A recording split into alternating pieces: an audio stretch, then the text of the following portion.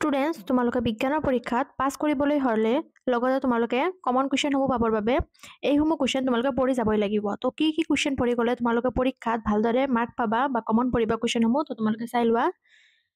আৰু আমাৰ চেনেলটোত যদি তোমালোকে নতুনকৈ আহিছা তেনেহ'লে অতি শীঘ্ৰে আমাৰ চেনেলটো ছাবস্ক্ৰাইব কৰি ল'বা।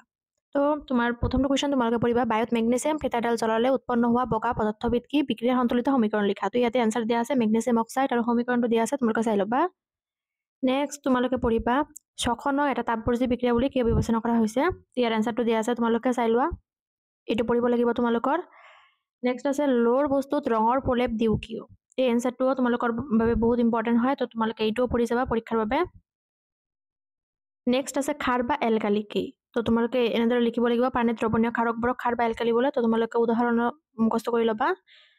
তাৰপিছত আছে তোমালোকক এচিড এটাৰ জলীয় দ্ৰৱই কিয় বিদ্যুৎ পৰিবহন কৰে। এইটো তোমালোকে পঢ়িবা। মই তোমালোকক আগতে বিজ্ঞানৰ MCQ 100টা কমন কুৱেশ্যন লগতে তোমালোকৰ কি কুৱেশ্যন লাগিব পাৰ্টছ ৱাইজ তোমালোকৰ মই ছেপাৰেট পাৰ্টছ ৱাইজ তোমালোকৰ আগতে ভিডিঅ' আপলোড কৰিছোঁ। যদি এতিয়াও চোৱা নাই তোমালোকে সোনকালে চাই লোৱা আৰু PDF তোমালোকক দি দিয়া হৈছে। নেক্সট তোমালোকে লিখিম আৰু এটা কুৱেশ্যন চাবা কঠিন পানী কোমল কৰাৰ কাৰণে ব্যৱহাৰ কৰা ছডিয়াম যৌগটোৰ নাম কি। তো এনচাৰটো এনেদৰে লিখিবা sodium carbonate. Next plaster of Paris আৰু পানীৰ মাজৰ বিক্ৰিয়াটো দেখুৱাবলৈ এটা সমীকৰণ লিখা। তো সমীকৰণটো দি দিয়া হৈছে তোমালোকৰ এইটো তোমালোকে লিখি দিবা এইখিনি জিপচাম উৎপন্ন হয়। তাৰপিছত আছে পাতিত পানীয়ে বিদ্যুৎ সৰবৰাহ নকৰে কিন্তু বৰষুণৰ পানীয়ে কৰে কিয়। এইটো বহুত ইম্পৰ্টেণ্ট কুৱেশ্যন, তো তোমালোকে এইটো পঢ়ি ল'বা। নেক্সট আছে অম্ল আৰু ক্ষাৰকৰ দুটাকৈ ধৰ্ম লিখা। তো ইয়াতে ধৰ্মবিলাক দিয়া হৈছে কিন্তু তোমালোকে ধৰ্মৰ লগতে তোমালোকে আগতে কোৱাৰ নিচিনাকৈ তোমালোকে পাৰ্থক্যবিলাকো লিখি ল'বা। মই তোমালোকক এনচাৰৰ ভিডিঅ'সমূহ দি দিছোঁ, তো তোমালোকে আগতে চাই ল'বা। ডিছক্ৰিপশ্যন বক্সত লিংক দিয়া আছে তোমালোকৰ। তাৰপিছত শংকৰ ধাতু কি। তো শংকৰ ধাতু এনেদৰে তোমালোকে লিখি দিবা এনচাৰটো। শংকৰ ধাতু হৈছে দুটা বা ততোধিক ধাতু বা অধাতুৰ সমহত্ব মিশ্ৰণ হৈছে শংকৰ ধাতু। এইখিনি লিখিলে হৈ যাব তোমালোকৰ। তাৰপিছত আছে নীলা আৰু ৰঙালীত মাছ কাগজেৰে চাবোন পৰীক্ষা কৰিলে কি দেখিবা। তো ইয়াৰ এনচাৰটো এনেধৰণে হ'ব 1 মাৰ্কৰ আহিলে তোমালোকৰ এইটো। নেক্সট কুৱেশ্যন আছে ডবাৰিনৰ শ্ৰেণী বিভাজন সীমাবদ্ধতাবোৰ কি আছিল। বহুত ইম্পৰ্টেণ্ট কুৱেশ্যন, দুটা শ্ৰেণীবদ্ধতা তোমালোকে লিখি দিবা এনেদৰে। নেক্সট কুৱেশ্যন আছে সবাত শ্বসন আৰু অবাত শ্বসনৰ মাজত পাৰ্থক্য কি কি। তো তোমালোকে এইটো আহিবই পৰীক্ষাত পাৰ্থক্য আৰু লগতে প্ৰাণীৰ নাম সম্পাদন কৰা প্ৰাণীৰ নাম সবাত শ্বসন আৰু অবাত শ্বসন সম্পাদন কৰা প্ৰাণীৰ নাম এনেদৰে লিখি দিবা তোমালোকে। মই আগতেও দি দিছোঁ এইটো তোমালোকৰ এনচাৰ। নেক্সট তোমালোকে দেখিবা মগজুৰ কোন অংশই দেহ লৰচৰ আৰু সমতা ৰক্ষা কৰাত অংশ লয়। তো ইয়াৰ এনচাৰটো হৈ যাব চেৰিবেলাম। তো এইটো চাই ল'বা তোমালোকে। নেক্সট আছে তোমালোকৰ কিছুমান ডায়েবেটিছ ৰোগীক ইনচুলিন বেজি দিয়া হয় কিয়। 2 মাৰ্কৰ কুৱেশ্যনৰ বাবে এইটো চাই ল'বা তোমালোকে। নেক্সট প্ৰজনন প্ৰক্ৰিয়াত DNA প্ৰতিলিপিৰ আৱশ্যক কি। তো এইটো তোমালোকে ভালদৰে পঢ়ি ল'বা। নেক্সট কুৱেশ্যন আছে তোমালোকৰ দ্বিখণ্ডন বা দ্বিবিভাজন আৰু বহুবিভাজনৰ মাজত প্ৰভেদ।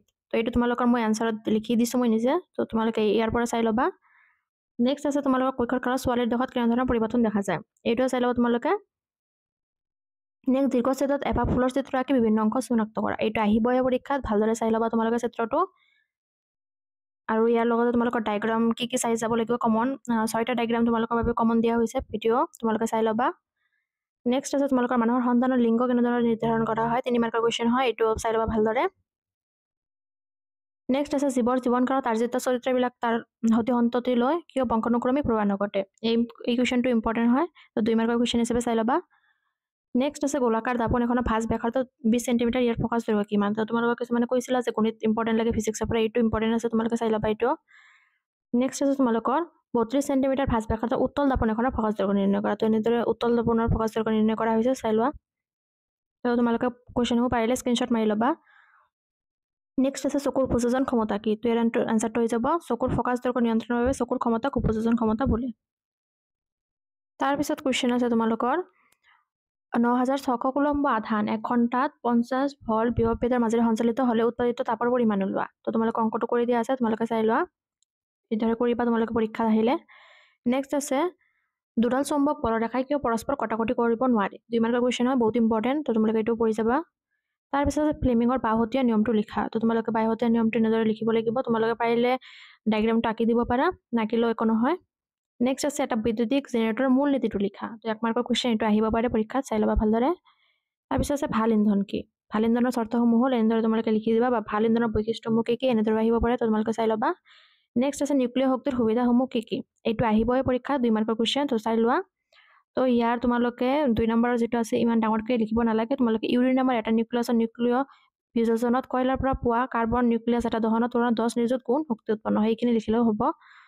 নেক্সট আছে তোমালোকৰ পৰিস্থিতি তন্ত্ৰৰ বিযোজকৰ ভূমিকা কি আহিব এইটো 2 মাৰ্কৰ কুৱেশ্যন তো তোমালোকে এইখিনি লিখি দিবা তাৰপিছত আছে বন আৰু বন্যপ্ৰাণীসমূহক কিয় সংৰক্ষণ কৰিব লাগে আহিব এইটো 2টা পইণ্ট কৰি লিখি দিলেই হ'ব তো তোমালোকে লিখি দিবা 2টা পইণ্ট লগতে তোমালোকে এইটো কুৱেশ্যনো চাই যাবা একচন আৰু ডেনড্ৰাইটৰ মাজৰ পাৰ্থক্য কি তো একচন আৰু ডেনড্ৰাইটৰ মাজৰ পাৰ্থক্য 2 মাৰ্কৰ বাবে আহি যাব পাৰে এইটো পৰীক্ষাত তো ষ্টুডেণ্টছ তোমালোকে এই গোটেইখিনি কমপ্লিট কৰি পৰীক্ষা দিবলৈ যাবা গোটেইখিনি তোমালোকৰ কমন পৰি গৈছে আৰু যদি তোমালোকৰ ভিডিঅ'টো ভাল লাগিছে চাই তেন্তে লাইক কমেণ্ট আৰু তোমালোকৰ ফ্ৰেণ্ডসকললৈ শ্বেয়াৰ কৰি দিবা ধন্যবাদ